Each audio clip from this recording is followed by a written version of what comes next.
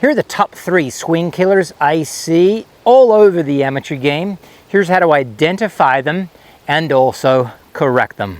Before we get started, make sure you hit that like and subscribe. Let's go.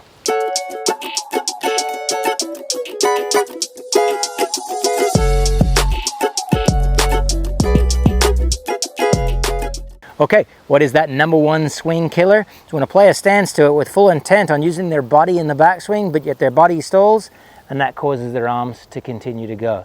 Now what their arms do, we'll get to that. But first we have to identify if you have this number 1 swing killer, which is body stall. So with the expectation that you're addressed correctly, right? You got good posture, good distribution with your upper body mass just tilted a little bit to the trail side from your lower body at address. Then we want the hips and chest to feel like they're moving the club away. What generally happens is if we put a club just sitting on the outside of our trail hip, in the amateur game, if you got body stall, there's a good chance you've got hip sway or pelvis sway. Will you be moving that club and standing it up towards or away from the target, I should say, in the backswing? That would then lead to less spine movement to the right, less rotation, and more movement into what's called extension in the middle of the backswing. Problematic for using your body properly in the backswing, and quite frankly, problematic for injury. In addition, what oftentimes happens is the pelvis just doesn't want to rotate, right? We don't use our center nearly well enough, whether that's immobility in your pelvic joints, your hip joints, I should say, or whether it's just you've been taught in the school that says constrain or restrict with your lower body and try and coil as much as possible with your rib cage. It's a flawed concept, it's bad logic. So what we have is we have a view towards being able to film a video from face on, move this club that's sitting off my trail hip behind me, letting it fall. What that's going to cause, it's going to cause your pelvis to rotate a lot, and that's a good thing. It's then going to cascade into your rib cage rotating a lot, such that when you're in the middle of the backswing, if your hip hasn't moved towards the target a very small amount, if it's moved away from the target some amount, there's a good chance that's preventing you from using your rib cage, your upper body, correctly.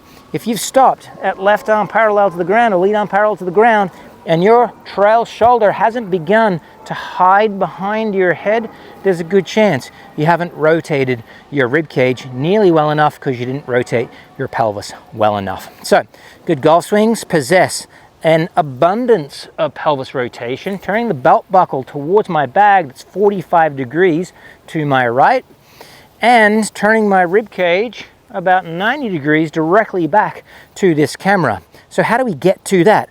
Well, I just showed you the drill, didn't I? Now, sometimes what's beneficial as we're doing this drill is to also hook our glove hand underneath the middle of our forearm on our trail hand, and that's because if we're constraining the movement by pulling with our glove hand towards the target, we're limiting the action that we can take through our arms, and therefore only having to use or recruit the movement of our body to learn to start our swing. So it's one rehearsal done like that, and then it is feeling the club go back, big body rotation, and a nice solid draw there. Okay, that's how to identify and also remedy that first phase that may help you unlock more power in your swing because you're using your body more to make that backswing. What's that next piece then? I mentioned there's a cascade, isn't there? If we make the first mistake, there's a good chance we'll make that next mistake. That next mistake is since our arms have swung more than they need to relative to where our body is, then what happens is our trail arm continues to swing and it gets stuck behind us. You probably can't see my trail bicep.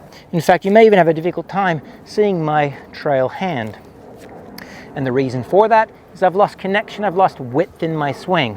Well, what we want to do is we want to feel like you're stretching the club. As your body's rotating, you're stretching the handle of the club some distance outside your right foot. In fact, not parallel to our target line, but some distance also behind our right foot. So I'm going to call this over my right heel. So if I pop this shaft now behind my heels, what I have is I have a kind of a good geographical spot, a spot in space that I'm trying to swing the handle to that's out over this club head. So that distance is 12, we'll call it 15 inches. 15 inches to my right, and then some 13 inches behind me, right? So here's that first step, which is body, and then there's stretch the handle back, put the lead arm back on, and now you can see a lot of my right hand, a lot of my right arm, and probably even some of my right bicep. That's width, that's connection you're swaying, that's using your body correctly without abundantly using your arms. So we can rehearse it again. Phase 1. Phase 2, whether you put your hand on, left hand back down on here, or whether you swing on up and then put your left hand on and then swing on through. Don't worry too much about the contact when you're doing it kind of in pieces like that. It's really just about training the sensation, isn't it?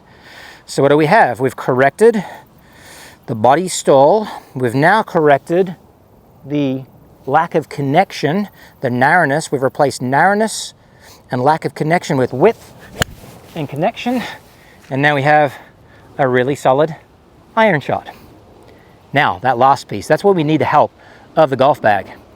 So despite the fact that a person might come and take lessons or might work on their game outside of lessons and improve the early phases of the motion, the well-worn groove of habit generally wants to take control. And what I mean by that is I can make a great backswing having great body rotation, great connection with my arms, but then because my brain's been trained to swing over the top, to be overactive with my rib cage, what happens is that continues to happen. So now we need a drill, now we need a remedy for that that says, okay, rib cage, quiet down, hold back to target because you're in a better place, and then that hand path can just fall nice and cleanly, nice and fluidly into the slot to where you're not swiping across it.